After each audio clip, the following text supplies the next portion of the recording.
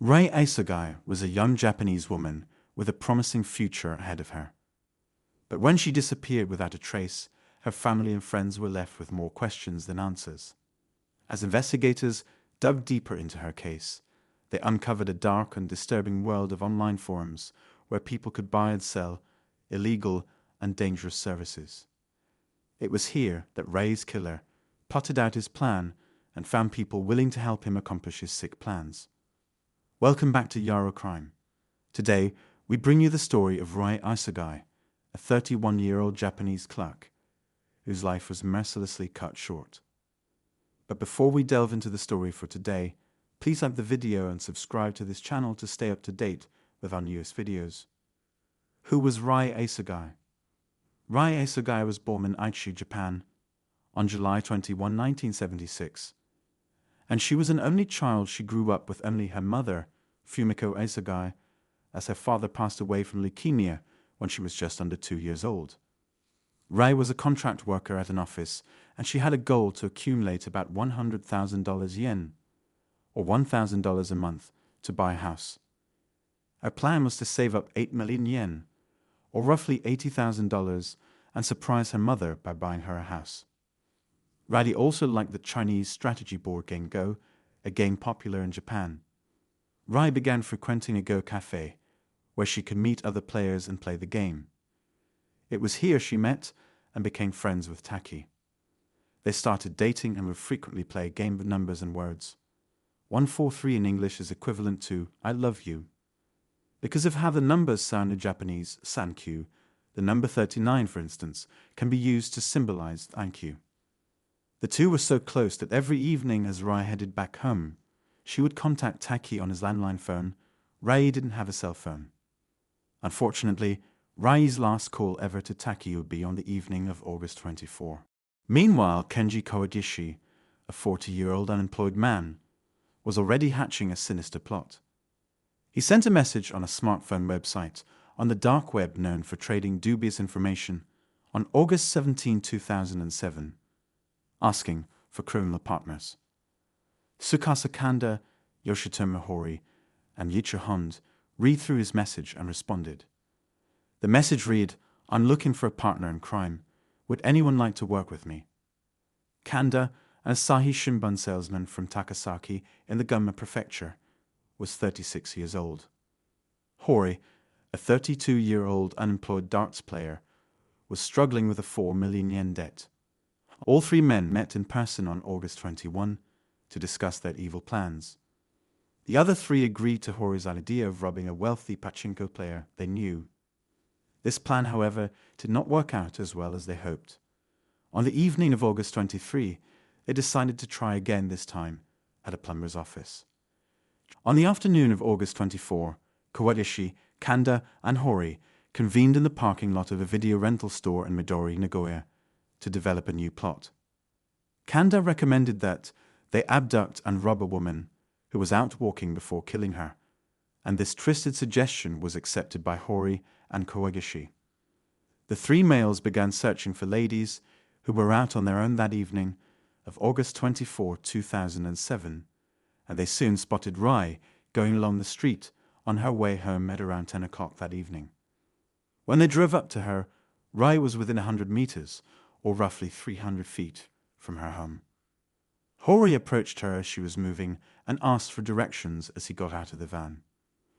When she stopped to offer assistance, the three men forced her inside the van. Rie was restrained by Kanda and Hori, who also demanded money and ATM cards from her as Kowagishi drove his van to a desolate parking space in the Nagoya neighborhood of Ezai. In the parking lot, Hori drew a knife and demanded for Rie's PIN to her ATM card. At first, Rie refused to give up her ATM PIN number, but after continuous threats and beatings, Rie told the three men her PIN was 2960. Kowagishi attempted to rape Isogai just after midnight, but he was stopped by Kanda and Hori. Rie was so frightened by his abrupt attempt to rape her that she sought to exit the van, which led the three to resolve to kill her straight away. In spite of her cries for help, Rie Isogai was murdered by these heartless men. At around 1 a.m., out of respect, we won't go into the details. After this gruesome murder, the trio drove to a forest in Gifu Prefecture and abandoned Rie's body there. They also divided the 62,000 yen, or around $600, they found in her wallet among themselves, and went to a convenience store in an attempt to withdraw the 8 million yen from Rie's account using her ATM card. When they tried the PIN, Rie gave them 2960. They were in for a surprise. The PIN number Rie had given her murderers was not her actual one, and the Japanese characters for the number 2960 are Naikumuwa, which means I hate you. She had resisted giving the men anything until the very end. The three agreed to meet together again the next night to rob a second woman in Nagoya. However, Kowagishi called the police that afternoon, confessing to the crime. He gave an account of the crime and directed the authorities to Rie's body.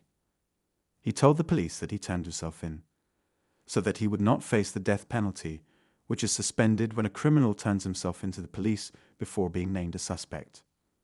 After discovering Rie's body, using information from Kowagishi, the police got in touch with her mother, who was visiting a golf course in Nagano at the time.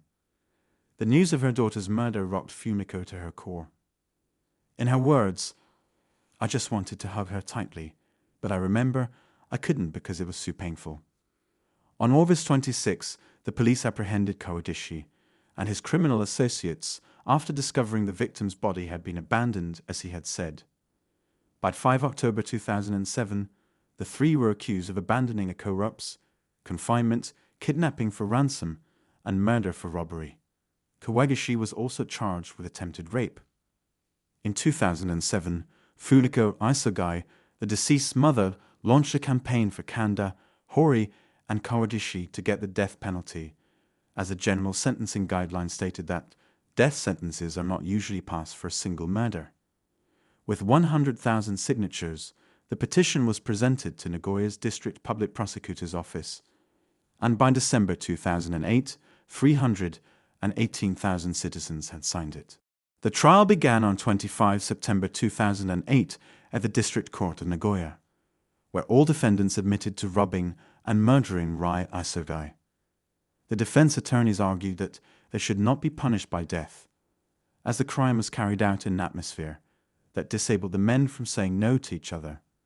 The defendants also had issues pointing out who was the principal culprit and when they agreed to kill the victim. Kowagishi claimed Kanda was the principal, while Hori claimed Kanda led the crime. In March 2009, the district court found Kanda and Hori guilty of murder and sentenced them to death. Judge Hiroko Kondo ruled that Kanda played a leading role in the crime and that capital punishment was the only sentence suited to their merciless and heinous acts. Kowagishi, however, received a life sentence for providing valuable information to the police. Hori expressed disappointment at the decision. In his words, capital punishment was heavy, though he had been prepared for it, but Kowagishi's was glad that his surrender was counted and he did not receive a death sentence.